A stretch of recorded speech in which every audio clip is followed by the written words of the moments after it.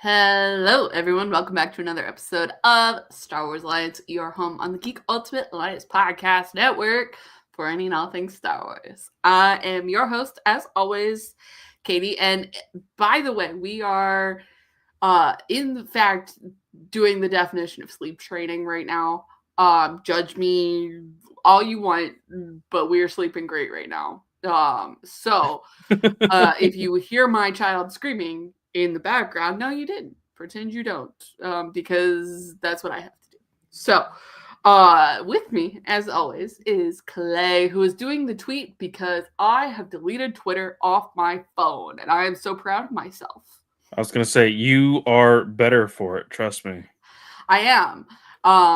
My screen time is down by 2 hours. Damn. Yeah, it was pathetic. And don't get me wrong, I still have Twitter on my phone, but I have to go through Safari, which is just a pain in the butt, and it just keeps me off of it. It's just an extra step that's like, do you really want to be on this right now? And the answer is no. It's what my old co-host for Batman News Weekly used to do, because he used to do regular detoxing of Twitter. And so he would delete it. He would delete the app. He would take it off his computer, and then he would only be like, he would have the tab open, but logged out of Safari. So that way he would have to still log in and do all of that stuff. Yeah. So, yeah, very proud of you. Very, very proud of you. Thank you. I'm trying my best. So, we are here to talk about some Star Wars today. And the answer to which specific Star Wars is Skeleton Crew, Episode 7. Where Jod wields a lightsaber. Da da da. But first things first. We are here to talk about some news. To start us off. So the first thing, and probably the most relevant, is this interview that James Mangold did, in promoting his Bob Dylan biopic, A Complete Unknown. And he was asked several questions about his Star Wars movie, and reportedly, he and Andor writer Beau Willimon are close to finishing up a draft. So he said his goal is to create something new and original, and that setting the film so far back in the timeline makes that easier. He said part of the reason the Star Wars movie would be taking place 25,000 years before any known Star Wars movie take place is because it's an area and a playground that I've always wanted to explore and that I was inspired by as a teenager. But I'm also I'm not interested I'm not that interested in being handcuffed by so much lore at this point that it's almost immovable and you can't please anybody. A lot of people jumped on him for this quote, but I find it very relevant. It is the one thing that I need more filmmakers that are coming into Star Wars to be open to doing. I need them to be asking these questions to get into this position when they are interested in making a Star Wars film. And don't get me wrong, he's still going to be handcuffed by some lore like, oh, the Force can't raise people from the dead. Like, that's probably like the biggest number one thing. Mm-hmm. But I mean, he doesn't have to have a lightsaber. He doesn't have. Can be certain Force powers that he can use, but then also others he doesn't have to use because it's 25,000 years before anything, and Force powers can be lost into oblivion, and others can be found anew. So, I'm really down for this. I'm excited to hear that they're close to finishing up a draft. And a lot of people have actually said that Mangold's movie is actually going. Oh no, that was Sean Levy's movie. Sean Levy is holding space for his movie to film in this upcoming fall, I guess, because we're in 2025 now, so we can say that. Yes. But still nothing really on where Mangold is going to be at with like taking up this film and getting production started, but he doesn't have another film scheduled after his Bob Dylan pick. So I would hope that, well, let me back the F up, because I was about to say, I hope he rushes into this, but and that's just me being very impatient and wanting this movie. This is quite possibly my most anticipated project for Star Wars, just because it will, like, I am hoping, and this might sound weird from somebody who absolutely hates this franchise now, but I hope that he takes on this approach almost like how James Cameron took on Avatar. Like, I want it to feel alien, the way that people look at Avatar and they're like, oh, this is completely new, completely different.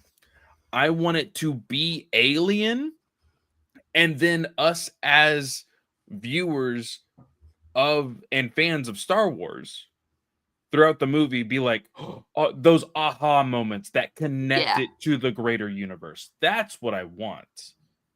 I don't want it from the start to be like, oh, this is a Star Wars film. Cool. Like, Yeah.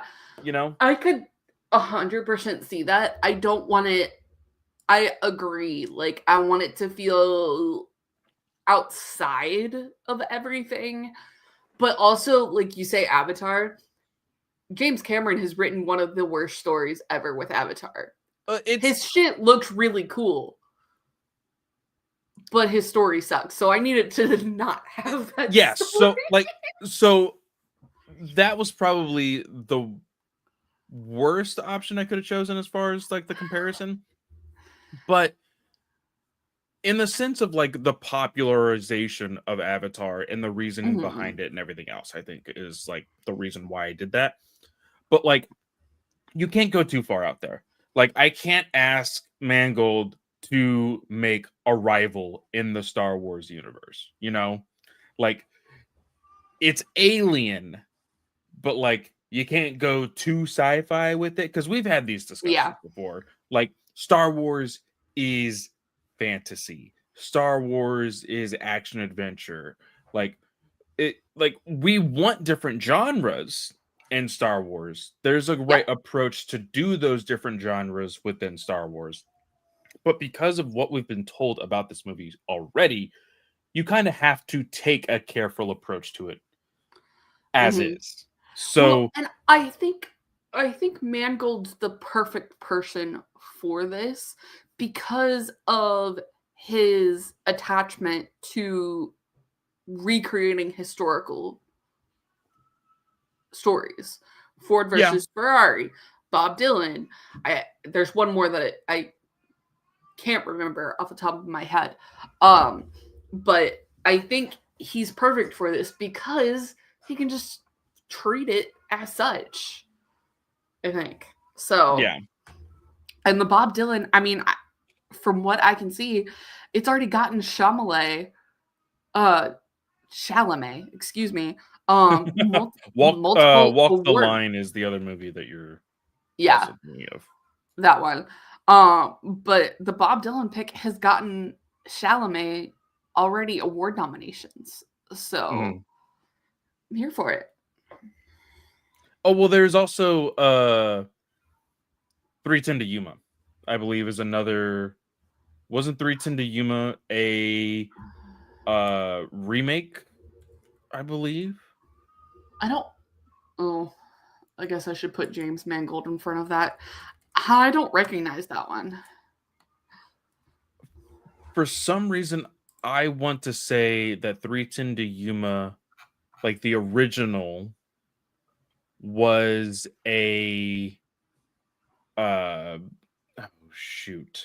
I'm gonna forget his name, and my grandfather is gonna be pissed at me. Aha! There is a 1957 movie, 3:10 to Yuma, with freaking oh my gosh, who else is in this movie?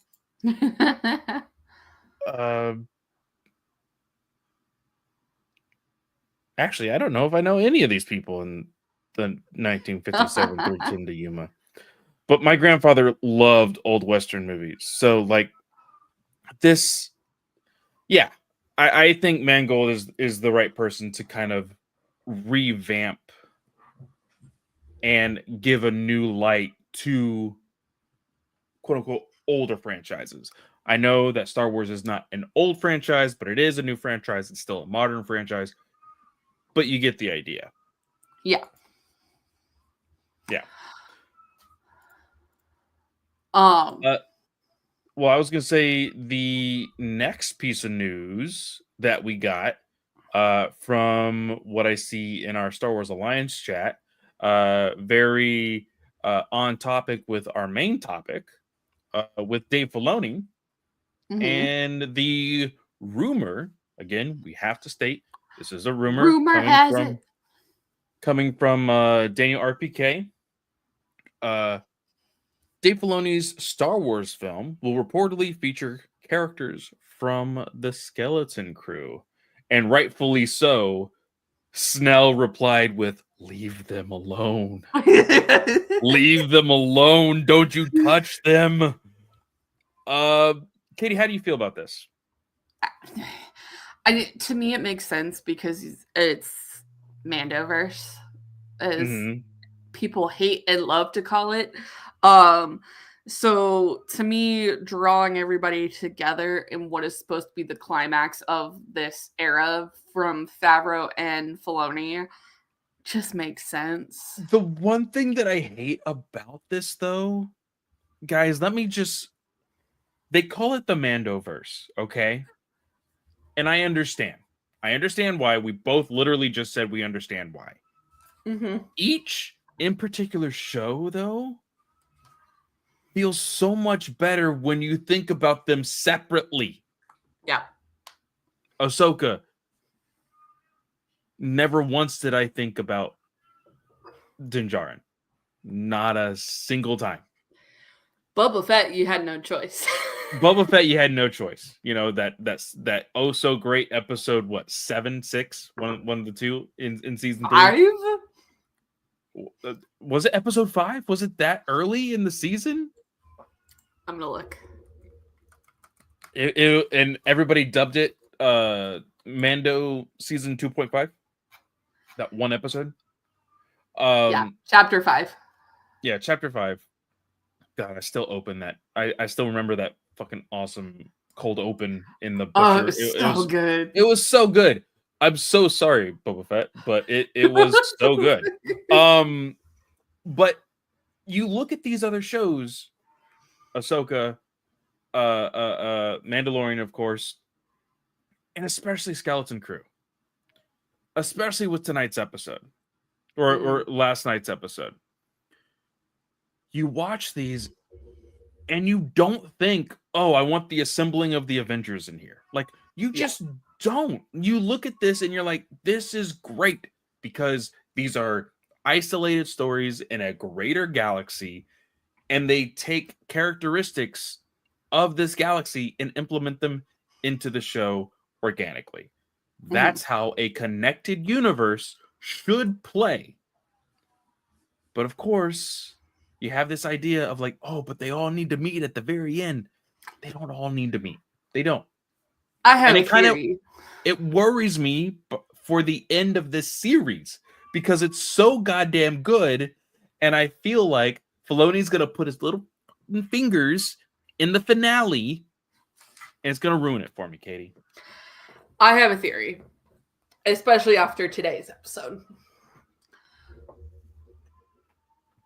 I feel like Jod is going to be the only character in this movie, and he is actually going to replace Cardus. No, that's not Cardus. It's the crazy Jedi man. Oh, from Heir to the Empire. Heir to the Empire. Yeah. Because, and this could be why, because a lot of people were saying, and I agree, Jod wields the lightsaber very weirdly in this episode. It irked me. I said before we started recording, I said and we'll talk about this more in the actual topic of the episode, but I said, you're thinking about Joris, by the way. Yep. Joris Yeah. Sabath. That's who it Yeah. was. Yes. I'm just gonna make this one note, and then we could talk about the actual episode. It was so awkward. Like the fact that he tried to even pull off that he was a Jedi with these kids, and then the audacity of him holding the lightsaber that way. I was like, oh, it angers But me so that's the much. point, right? They don't know any better Yeah, because they've they never don't. seen a Jedi. Yeah, And like again, going back to the beginning episode, Wim is making funky lightsaber noises with the intent that they're lightsaber noises, but he doesn't know because he's never seen a lightsaber. yeah. So I'm really feeling that Jod could team up with Thrawn, be the funky Jedi dude, evil Jedi dude, in the plot. And then that leads into season 2 of Skeleton Crew.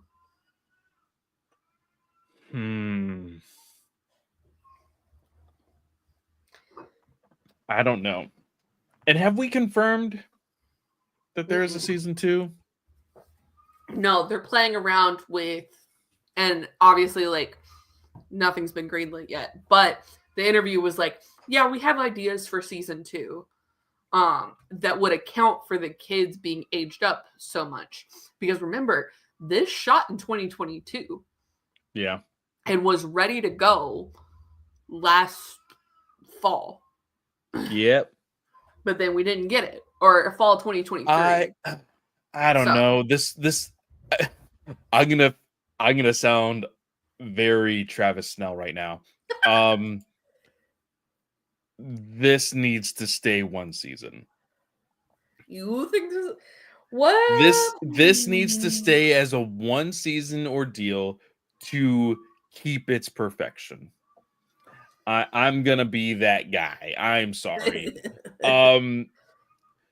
Now if they can pull it off, if they can say, hey, like, we're going to continue this ride exactly the way we have in season 1, I'm all for it.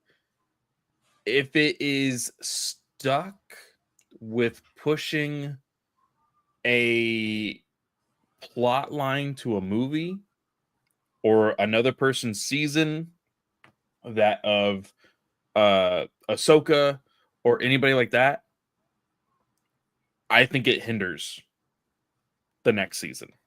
Which is a fair point. I just think Jude Law gives you another element to bring people to the screen for a big movie. He's a well-known brand. So I feel like he's the best bet for a character to include. And then I don't know, especially, and we can just go ahead and lead into the episode, especially after today's episode. Well, I just want to mention one more piece of news before we jump into that.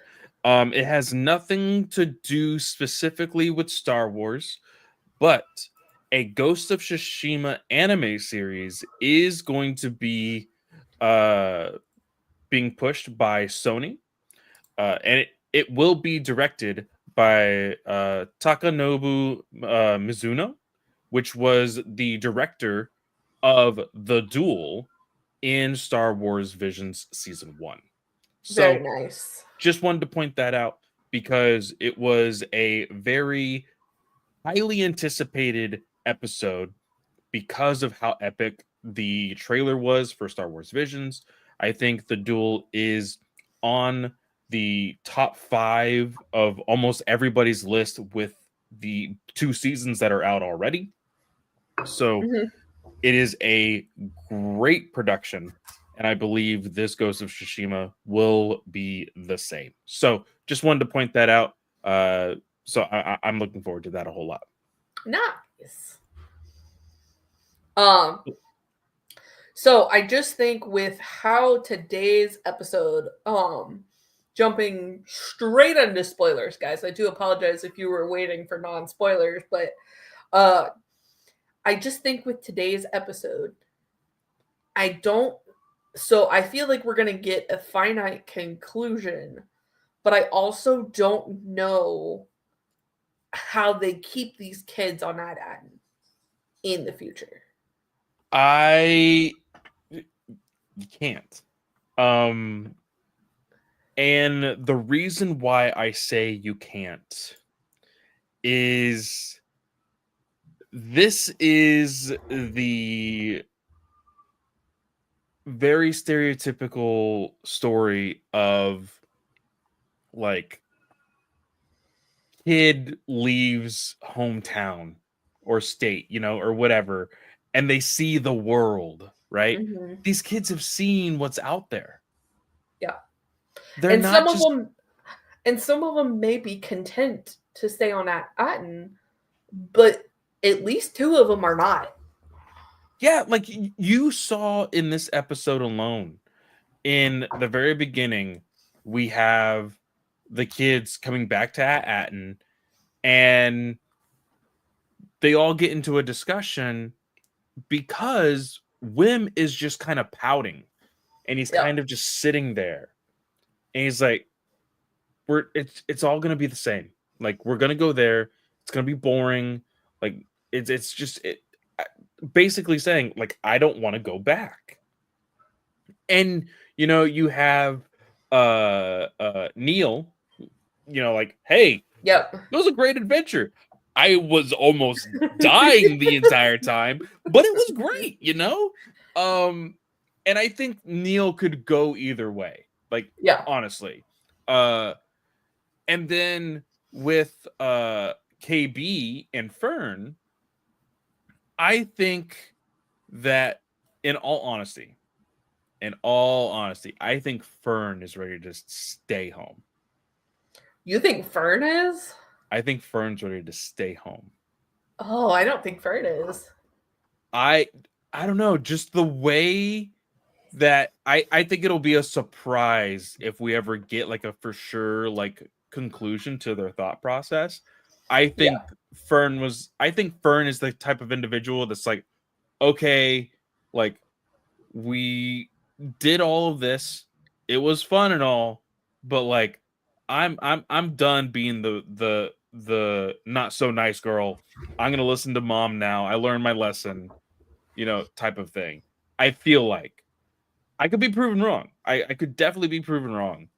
Um, and I think on purpose, KB is kind of still stoically like, you can't really read her in the sense of like how we feel, because Yeah. yeah, she almost died, but like, she may be like, oh yeah, that happens to people. People die. Let's go have some fun.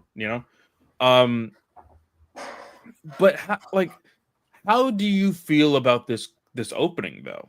This opening with the transmitter with the parents. It's very classic, like take one, pass it around.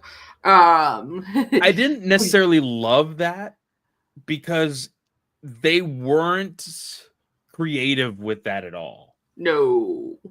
Very standard, very cliche. Like, even with the choreography of like the running or any, Mhm. it was very okay. Fall down, other one grab it. Okay, fall down, other one grab it. Like, there was no dialogue with it. Like, there was nothing there. I do kind of wish that Wim's dad had been the last one to pass it off, because I just think that would have been, it would have hit me harder I in think that so scene. too. I know that we saw the scene where they first took off, and Mhm. he was very worried for him. And then we had, him actually talking to the droid saying like, "Hey, we did this because we had no other choice."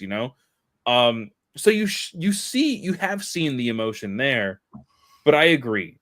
Um, with Fern's mother already having a sense of authority in her position, her letting go of that transmitter to actually release it doesn't really do anything for me. Uh, Yeah. I think it would have been a bigger gut punch if you see Wim's dad let go of it, you Yeah. know? But that's like just with like something like what he says in the communicator, because he's very stoic in the hologram transmission too. But it's like if he just would set it off and be like, "Come home, Win, come home," or yeah. like something, just to kind of like play on the emotions a little bit. But yeah, I always dig those kinds of scenes. I'm like with like the, oh, we're gonna stun you and then you have to pass it off to the next person. Like it reminds me of football. Like, you know, if you where like they do like a bunch of like reverse passes when they get tackled to try and like Have you return the seen The kickoff. Longest Yard? It sounds familiar. It's the Adam I've, Sandler. Well, Burt Reynolds is the original Longest Yard, but there's a remake with Adam Sandler and Burt Reynolds. But have you seen Longest Yard?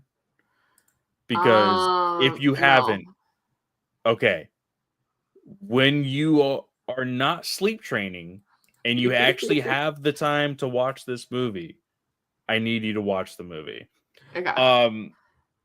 So the next few scenes that we see introduces the outside of Atten. Okay, we gotta talk about this barrier. We just gotta like, it's gorgeous. First of all, This was awesome. I loved but it. then getting into it when this is like midway through the episode, but like getting into it when the kids are going down and you find out, oh, the Onyx Center was originally a mint ship Yeah. and it was stolen, and that's why it can go through the barrier, is because it's at the ship. And I love it when Wim's like, this isn't a pirate ship, it's an Atten ship. Well, like the thing for me was, because it dawned on me mid-episode, like like as they were diving down, I was like, this is the second to last episode. There's no way that they are going to go out of their way to find another planet and hope that they can find somebody to get them onto Atten. They're going to have to dive into this place and hopefully make it out alive. And I was like, okay, I'm cool with that. And then you start to see like the basically like giant what is satellite dishes that spew lightning. that generate this storm that is covering Atten. And you know what I Katie, want to say? Storm wall. I was going to say storm seed, storm wall technology. Yeah, 100%. That's exactly how I felt with this. And Katie, the view of actual Atten, yeah, made me teary-eyed. It was gorgeous. The one shot of the like event horizon, like just like the lighting and it was so good. I loved it. The lighting in this episode in general, like Jod is lit, like especially when he comes down onto Atten from the ship. The lighting in that scene, oh, I got like the lighting in general, just awesome. I really love the cinematography of this episode. Yeah, Lee Isaac Chung did a fantastic job. Yeah. So going back to Storm Seed, Storm Wall technology, I'm really interested to see if we're going to hear the word Nihil pop up. I could see it. And you know, I think because Jod says, oh, Aten has been hidden for hundreds of years. And so if you think about it, like if you go back, like you're at like 200 years ish, because the High Republic is 150 years before the Phantom Menace. And then you have about 40 years to where we are. So about 200 years, that could qualify right there. Yeah. You know, Katie, this is why I call you the queen of the timeline of Star Wars. Because I can never put it into perspective until you start laying out a timeline. Because I'm looking at this right now, knowing where it is, and I'm like, oh, this is like freaking 400 years before the High Republic. There's no way. And then you bring something up like that, I'm like, oh, duh, yeah, hello. Yeah, so it could totally work. Like, Well, and there were some questions that I saw online where it was like, oh, but the storm wall only prevented hyperspace travel. No, it didn't, because Elzar Mann, when he goes to try and push through it, is pushing through at sublight speed mhm, with the Republic militia, because it wasn't truly a military at that point. And so the Defense Armada is trying to push through, and you get one through, but then it just slingshots you back. So yes, yeah. it prevented hyperspace travel, but it also prevented sublight speed. So could apply here. I think it would be very interesting if we had a mention of Nihil. Um, I really dug. Well, first, I want to go ahead and bring up your tweet with the fact that we have no idea what episode. Hi, Uh, Travis. yes, I want to say hi to Travis in the chat. Thank you, Travis, for being here. Yeah, Um, I do want to know which episode or what cut of the episode Jude Law saw, because he assumed because yeah, it. Sorry, you finish, and then I will piggyback. he mentioned in an interview and whatnot that episode 7 was his favorite because we would see some background and true colors of Jod and everything else, which in this True colors. Yes. we do see some true colors of this character. Backstory, not so much. We don't see any backstory at all. Um, but how did you feel? Did you know what was going to happen to Brutus? Did you have an inkling of it at all? I had a feeling. And this is the other thing that I wanted to bring up. If you look at KB's hair, her hair is curly in that scene with Brutus. I'm literally on the scene right now. What about her hair is So significant? it's wavy. And in all the like we've got our background up here from episode 1 and 2, and it's straight there. Mm-hmm. But it's wavy in that picture, and I'm fairly certain I missed it because the closest shot you really get of her in the other spots is in the opening scene where they're in hyperspace and everything, and I'm pretty certain that Mm-hmm. one it was straight. Like, are you just like pointing out like Like a maybe it was a mistake reshoot. or a reshoot? Okay, okay. Mm. Hmm. That would be interesting. Let me actually see if because there's the moment where there is a close up on her. And, oh yeah, it has very small inklings of like wavy hair. Yeah. Yeah. But in every other part, it's been straight. Not to say like she just visited a steam planet and it could have like messed with her texture and stuff, because that's what my hair does. But But usually with these characters, it is very continuity. yeah, yeah. Well, the immediate scene after, she has because they're all sitting down in the table, she Okay. has a little bit of wavy hair. A Okay. little bit. So, but maybe all of this is part of the reshoot. We don't know Yeah. if there was any, you know. It would be very interesting to see if they had actually changed that up a bit. But at this point, this is where they get the transmission, where we learn, like, oh, there is a way to get onto the planet, but you need to find some specific individual that can help you get onto the planet. And this is where, and I love 33. Have I said that Mm-hmm. already? I feel like I've said that every I single love episode. 33. 33 is like, and I think this is just like the goal of every Star Wars show is, hey, let's see if we can get a new droid to be everybody's favorite. Yeah. Like, I think and ultimately, I think that is a safe goal. Like, if you can't get any other goal in all of Star Wars, but if you can reach the one goal of, hey, let's make the new droid everybody's favorite. You've won Yeah, Star Wars.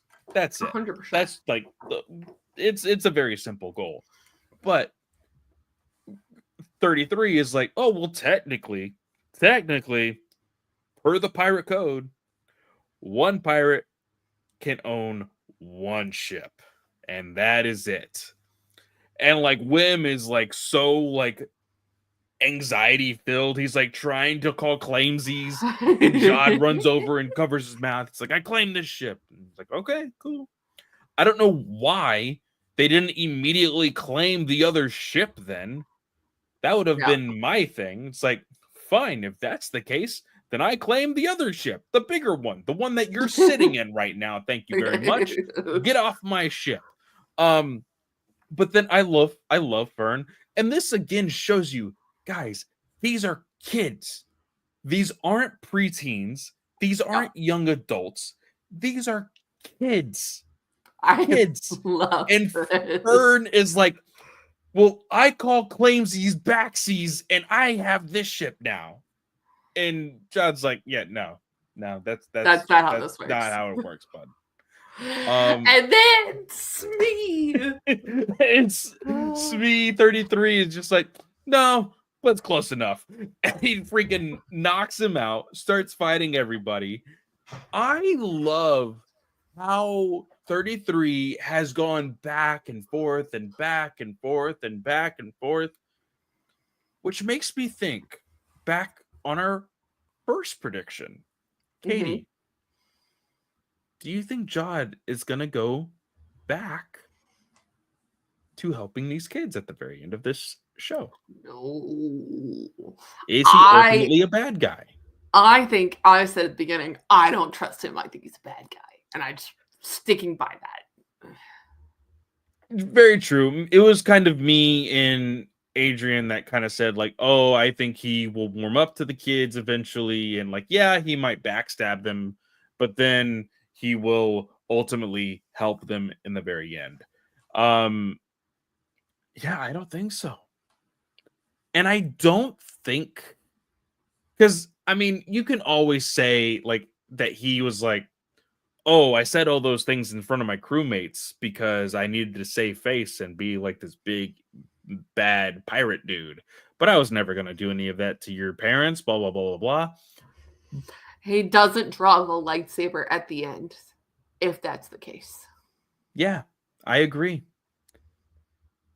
But then, Katie, I just said I love 33. I just said he's my new favorite droid. I swear to God, Disney. You seeing me right now? Put him back together.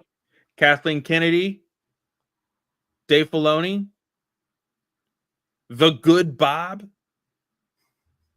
I want 33 back. He better not be dead. The way he sliced his head clean off of his shoulders. And then kicked the rat. I gasped. I don't think that's very funny. And I don't think it's very nice, Jod. Okay? No. Give me Smee back. I need Smee back. I need him. But then, like, I saw somebody say they had all the kids on their knees, like looking down at the ground. And I saw somebody post a picture next to the scene in episode 3, and it said, "Oh, welcome back, Master Skywalker."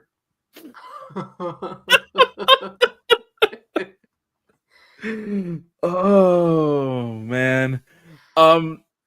But they eventually get back to Atten.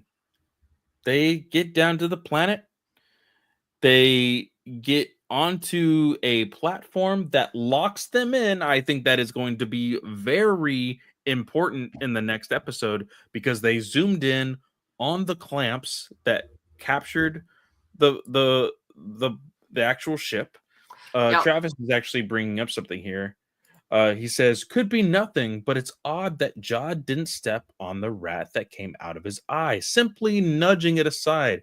I take that to imply that it has something to do with reattaching its head. or Yeah, his head as far as 33. and I still think Jod has more bark than bite, simply because I mean we saw he didn't kill Fern when he was aiming for the captaincy, like at all. He was like, "Give up now. I don't want to hurt you. Like I don't want to have Yeah. to hurt you." So I And like still think he values life in even general. in the, because he said like, "Oh, what are you guys gonna do?" Like in this episode, he's like, "Are y'all gonna attack me? Like, what are you gonna do? What are you gonna do?" Yep. Like, I ultimately think that this guy is just a greedy pirate, Hmm. and he just wants the riches. That's all he wants. And I ultimately think that that is going to be his downfall. He's not thinking ahead right now. I don't think he is.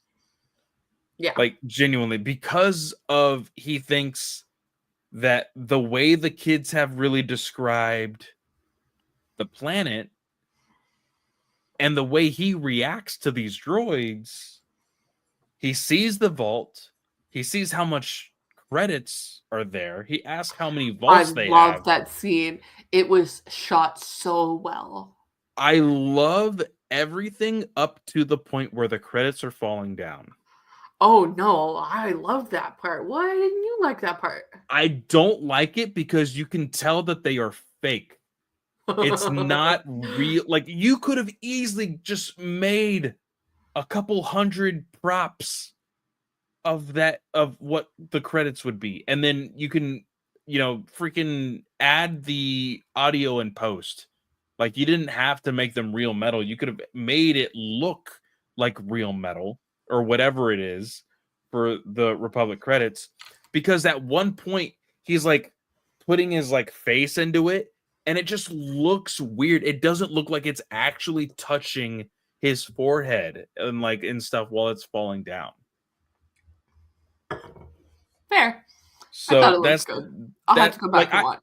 I really did like the scene. Like it's also a scene that you can very much tell like, oh, this is in the volume. Like it's another one of those scenes, but I still liked it. I still thought it looked good. Travis also says it would be interesting to see if Wim's father, who thinks Jod is a Jedi, uh uh the stories passed to the children being what the parents grew up on. Jod thinking of his parents and the good that they saw in him. I think it's going to be a very interesting, because I honestly thought that Fern was going to open her big mouth and just tell her mom, "Hey, he's Yeah. not a good guy. He's not a good guy. Let's get out of here. Let's get out of here." Like I thought there was going to be some inclination Yeah, of that. because it's interesting. And there's one more thing we need to talk about from the hologram, by the way, that I just remembered. Mhm. About Wim's father saying, um, like you weren't supposed to find out about this until you graduated. We got to talk about that. Yes. Oh crap! I lost my train of thought. What did you say first? I'm sorry. Well, I was just saying how like Fern, like I thought Fern was going to say something as far as like, hey, he's a bad person. Like, because eventually when he is starting to look at the vault and see all the credits, Yeah. you see the parents, get into their little hovercraft and get down to them and they all start hugging and stuff. And like Fern looks like she's about to say something, but then you see Jod, he pulls out the lightsaber and he ignites it. And Yeah. that's boom in credits. Yes. So with that, I find it interesting that the security droids, because you would think, because the hologram message talks about finding a Republic emissary, but don't wouldn't the safety droids, the security droids, know at least that a war had happened and like maybe that a Republic emissary isn't actually coming? I would say more so. Aren't there protocols? Yeah. Like, that's the one thing that worries me is the fact that this droid did not have like some sort of like code word or like any Yeah. type of like, hey, you need to, say this for authorization for this. Like, there was none of that. It was just like, oh, you have the ship. let's get this credits going, Maybe, and let's go. It's like, and maybe that's the assumption though, is that because they came down in a ship that's like at Otten's, and if they didn't have the ship, then they weren't properly authorized and would have gotten eaten by the barrier. maybe. Travis also says, I like the idea that Jod changes his heart and fights back, becoming a hero to the planet. Well, the kids know he's still a fraud. That would be interesting. I'm not entirely sure how that plays out, especially like in the sense of what do you mean fights back? Like against the pirates, maybe? But the pirates can't make it onto the planet. Like that's the only Mm, thing. Unless they find a way. They also, I will say, they were also listening in on that transmission. If they go yeah. find one last surviving Republic emissary, you know, Yeah. maybe that could be something into season 2. He also says the security droids not reacting to him touching all the credits and igniting a weapon also seems a little off. I We thought the haven't same seen thing. we haven't Oh, seen go the ahead. reaction to the him igniting the weapon. That The is also true. credits, yes. I legit thought like when he was gonna touch one of the credits, I thought one of the droids was gonna be like, "Oh, that's not permitted," or like something like Yeah. that.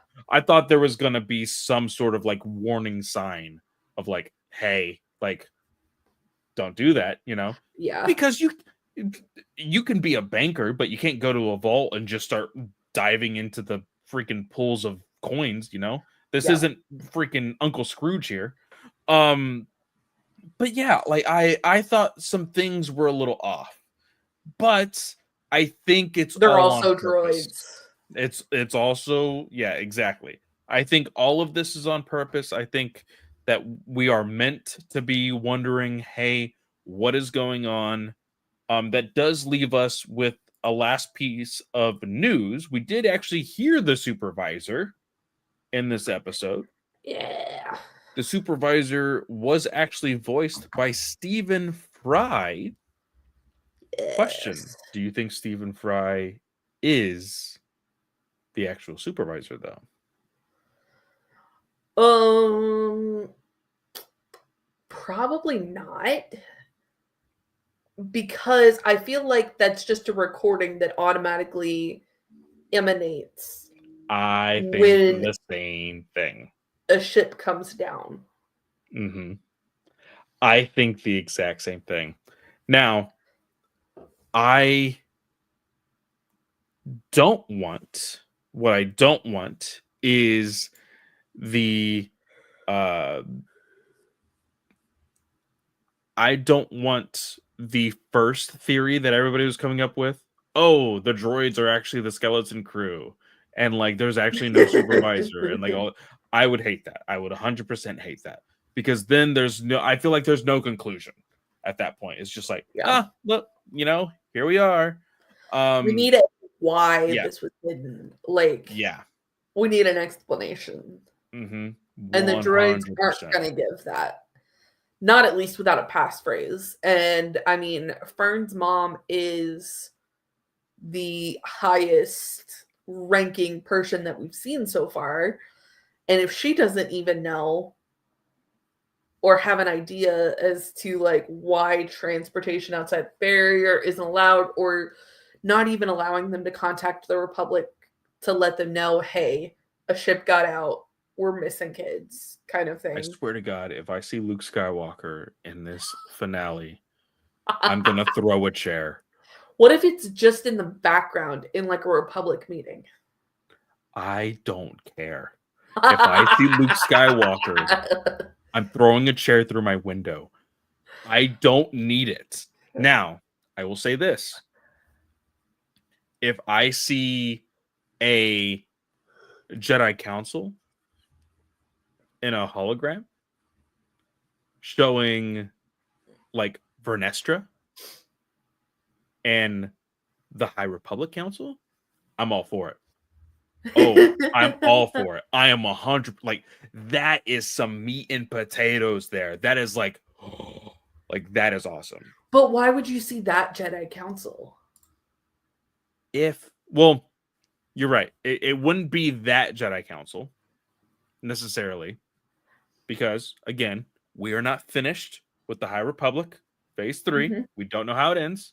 So let's just put that out there. But if it's the Jedi Council and like Vernestra is in attendance of the meeting, Mhm.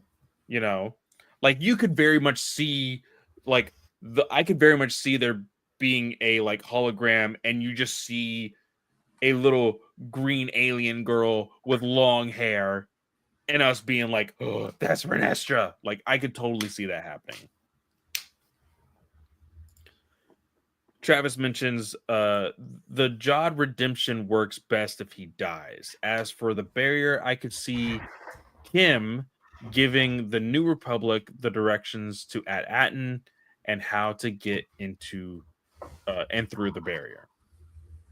That's interesting. I don't know if she knows how to get through the barrier, especially because the coordinates that she pulled up were to the other planet.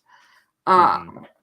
So, I mean, obviously she had references that she used with Like like I feel finding like that planet. I do feel like she would be resourceful enough to Yeah. like, hey, let's follow these breadcrumbs and kind of follow the same path that they took and then eventually get to At-Aten. Yeah. But it's going to be interesting to see how it all is laid out because we have now seen Oh, the that's true. X-Wing. Kim does have, or KB does have Kim's information. Oh, that's true. I forgot about that. Yeah. Yeah, Good that is point, true. Travis. Very nice pool, yeah. Because I was gonna say we've seen X-Wings twice, and Hmm. we've barely had any actual interaction with them. The Yeah. only thing we've seen is them talk to Kim, and you know that very stereotypical ending of like, even if I told you, you wouldn't believe me. Dun, dun, dun, dun. Like it that is what it is. We've already talked about that. But Yeah. like I'm gonna be very interested to see how this all plays out because let's go back to the point that you wanted to talk about. Wim's father mentions at the very end or at the very beginning of his portion of the transmission. I wish you could have known this a little sooner, but you weren't supposed to know about this until you graduated, until you Hmm. were old enough, basically. So that means that I would say the majority of Atten probably knows about the barrier. Yeah. Or Yes? knows what Atten's true purpose is. Is. Hmm. Because, I like, don't know. Like, even I that don't feels a little off, I you don't know. Like, know? I feel like hiding your treasury. I mean, like, we know where the US government treasury is.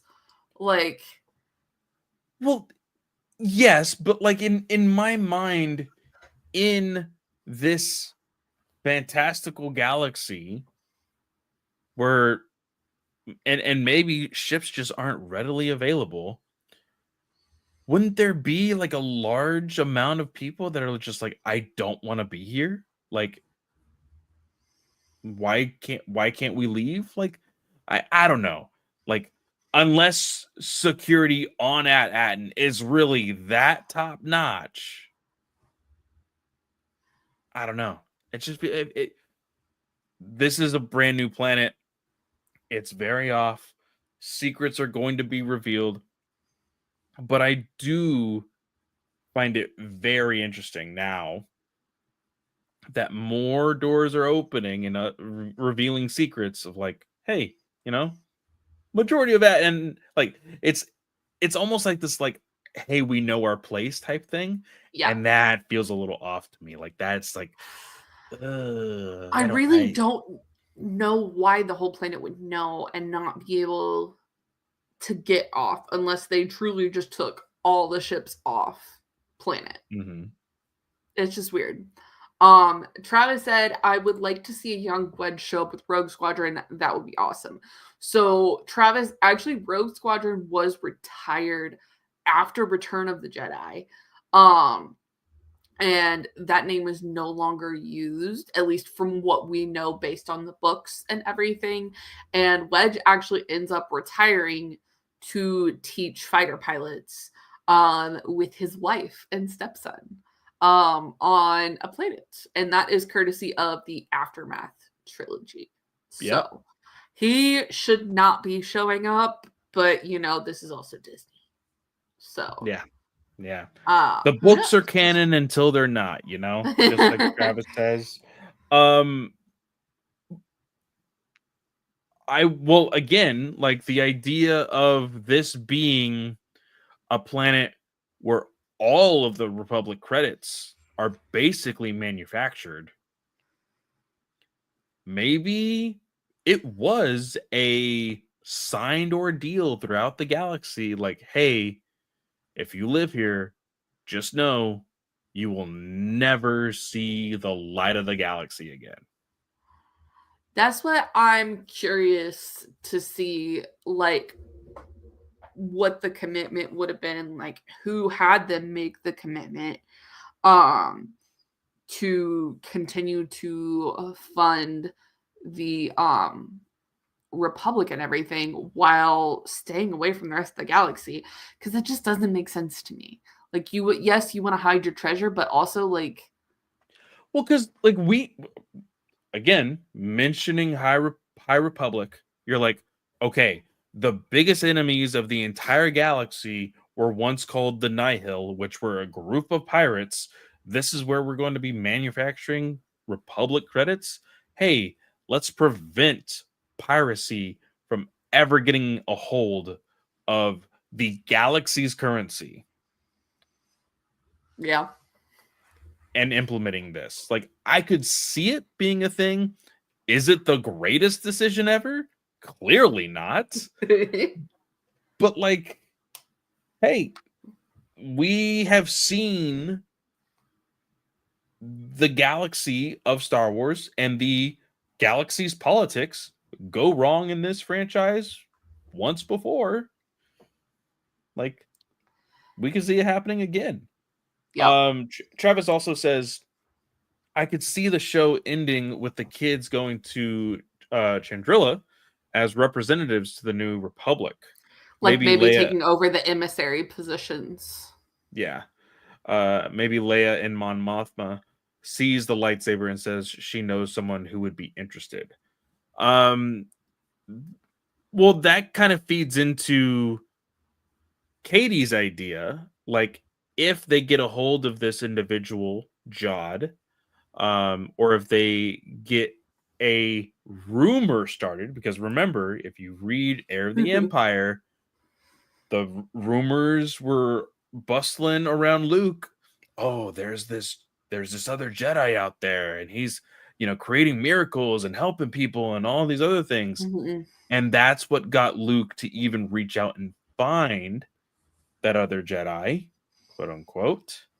Yep. So maybe Katie's onto something. Maybe Travis and Katie are both kind of, you know, creating this scenario of which, like, oh, we hear that you guys are in trouble. We're going to come to at and make sure everything's okay. Make sure that our currency throughout the galaxy is okay.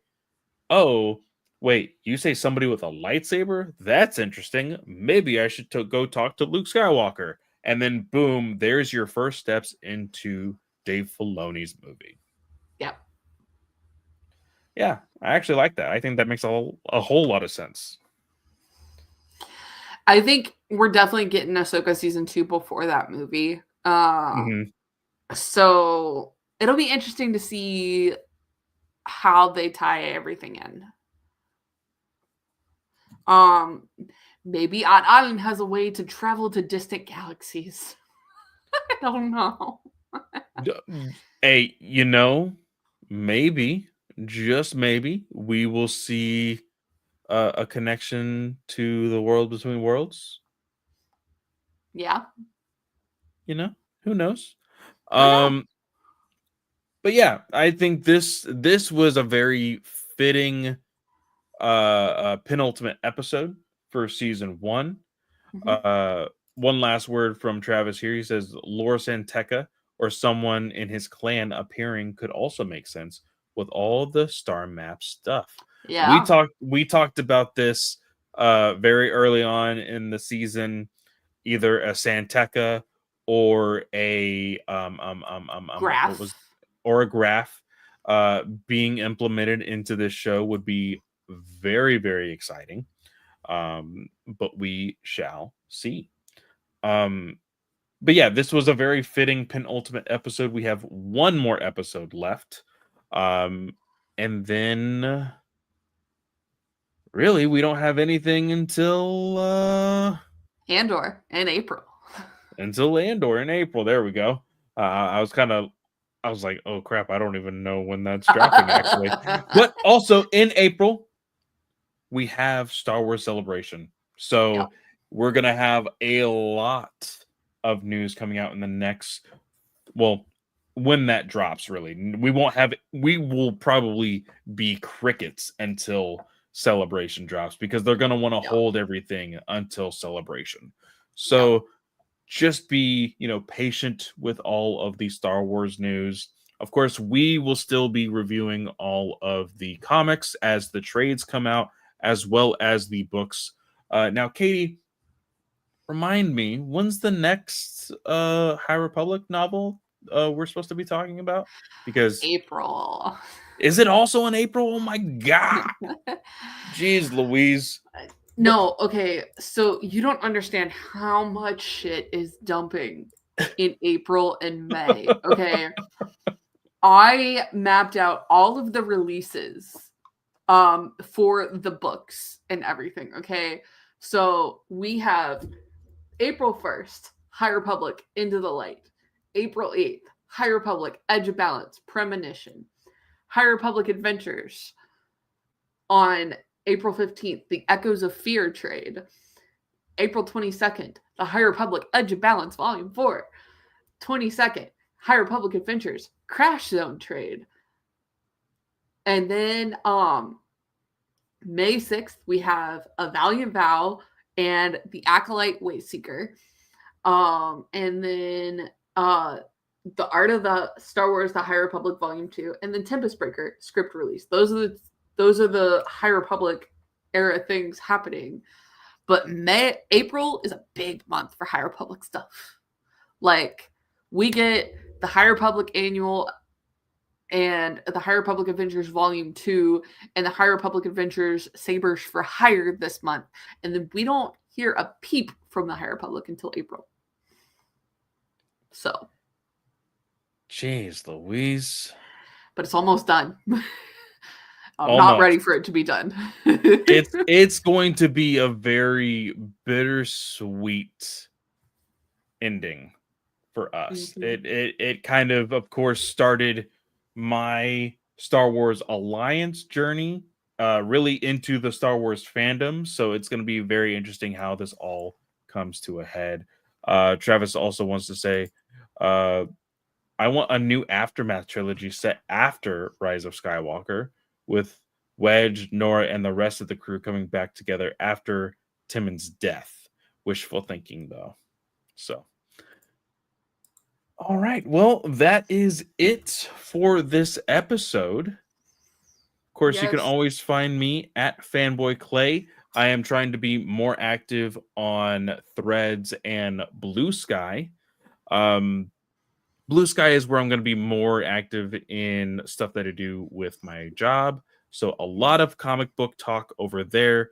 Threads will be kind of where I just kind of hang out and do whatever. Yes, Travis, thank you so much for being here. He says, fun stream. Have a wizard night, guys. You Thanks as for being well. here, Travis.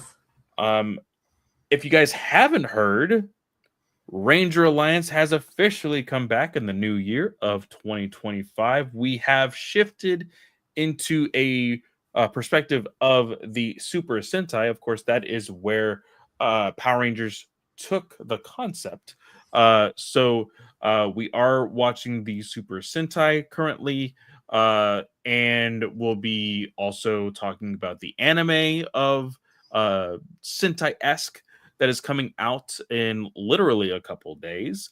And the new season of Super Sentai is actually coming out later this year. We wanted to talk more about more modern, relevant content rather than going back 30 years and talking about really old, not very well written content. And we were mainly just making fun of the show rather than critiquing the show.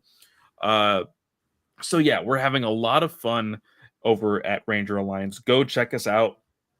I will go ahead and set up the disclaimer. We have reviewed some stuff in advance. So currently, we have recorded 4 episodes in advance, and we are going to try to stay ahead of that. So, for this new anime that we are going to be reviewing, you probably won't hear it until March. But that is because Jake, myself, and Joe are very, very busy people, and we have to kind of shoehorn some recordings in. And in the new season of Sentai that we started in, it was already on its last few episodes. So it is having a total of 48 episodes. We're starting from episode 1. So it's going to be a while until we eventually catch up, but I think we will. But yeah, just enjoy it while it's there. We are having a lot of fun with it. But Nice. Katie, what about you? Y'all, you can find me on most social media platforms. It is at Slice with Katie. I promise. I still have it on my desktop. I had the GUA message chat up today. So I do see things. So I just might take a hot minute to get back to you. So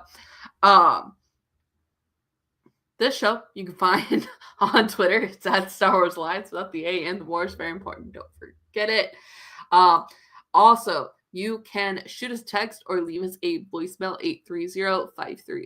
830-538-4828. Just remember to give us a nickname. Yes, voice in my head. I will charge my headphones after this. I promise. Sorry, it's shouting at me like every 30 seconds. Like, charge your headphones.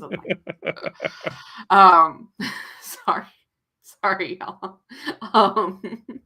And you can also email us Star Wars Alliance with no A in the wars at gmail.com. With that, y'all, I want to wish everyone a great day or night, whatever time of day you are listening or watching, and we will see y'all next time. May the Force be with you.